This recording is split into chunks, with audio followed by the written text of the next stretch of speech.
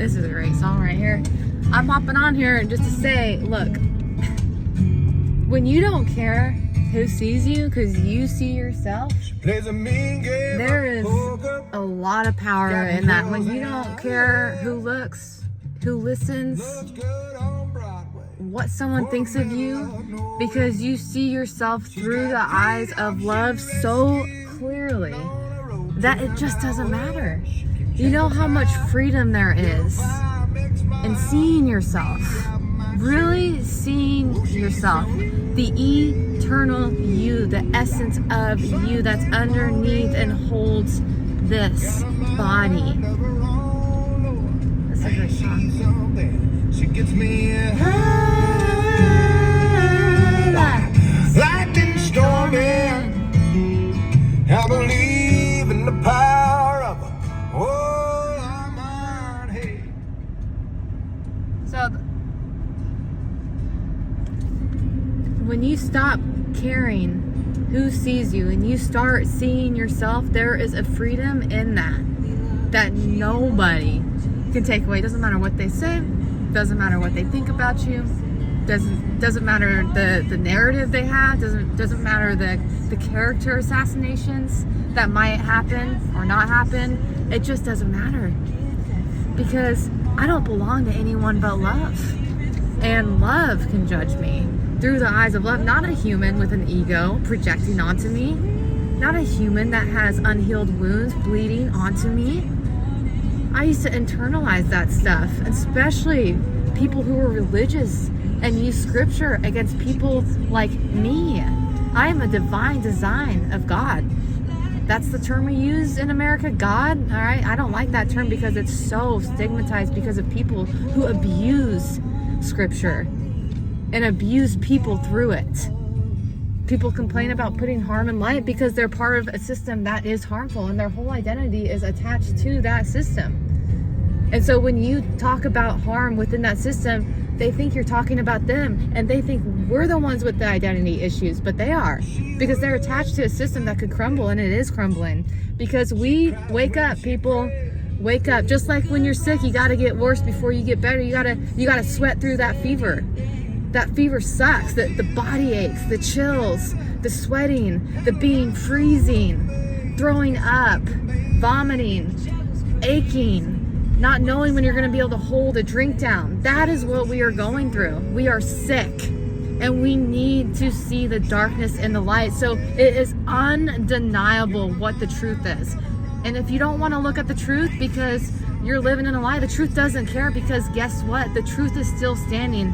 You can throw rocks at it. You can not look and act like it's not there. You can ignore the facts. You can not use your brain and not critical think because you are imprisoned by comfort, by a system that says you are enough, although you don't believe it, because you rely on an external system to feel enough, an external source rather than an internal source that we're born with. We are born with the divine within.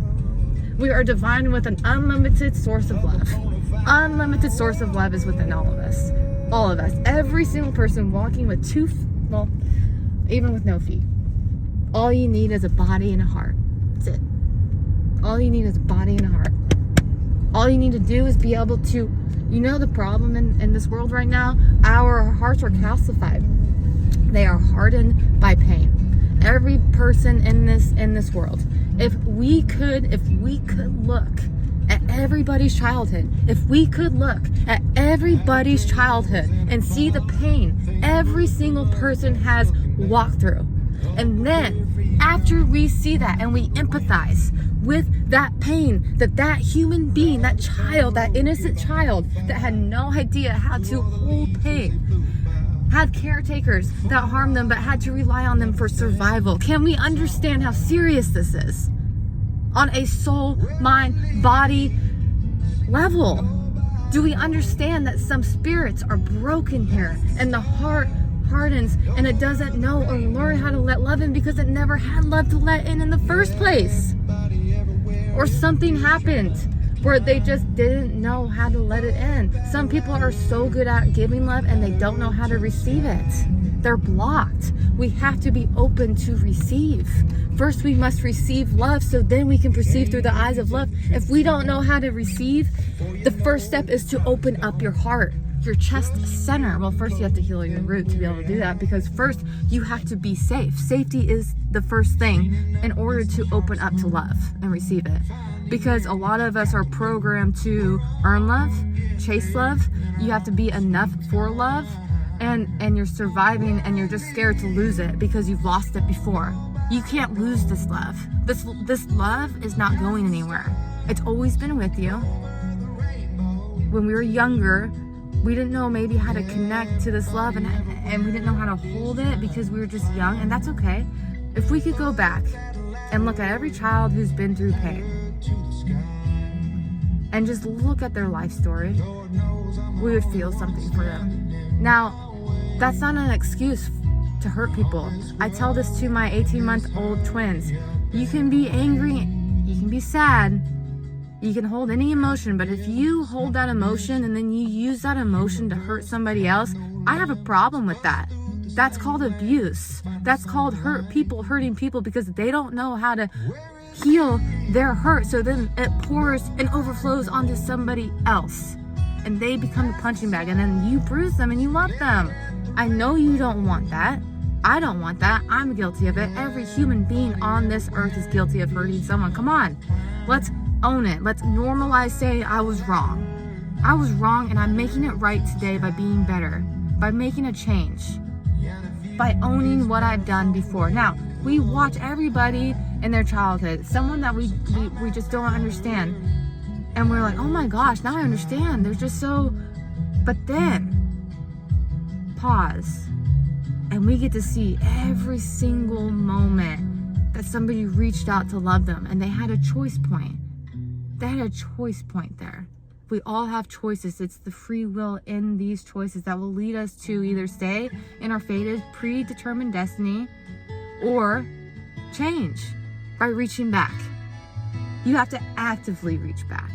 Actively, if you want a good relationship, it's an active thing. Communication, energy. You don't just get to sit here and do nothing when you're in a committed relationship. My whole point to this is a lot of times we're like, they've had such a bad childhood. And I get that. But at the same time, everyone's got a story, and every single person has had somebody reach out with love. And if we saw how many opportunities all of us have had from the day we were born until I'm only 32, a stranger, a teacher, a parent, a friend, anybody reached out to love for you, that was an opportunity to let it in and to let healing begin. When we turn away from love and we walk away from it, we're choosing something else that's going to end up harming not only yourself, because when you harm yourself, you're harming others, but others as well. So understand, when you look at a human being, they carry pain, but every person who's carried pain has been reached by somebody in this world with love. Everyone's been touched by love through somebody. And when we are touched by love through somebody, that is an opportunity to turn toward love and let love do what it does, which is heal you.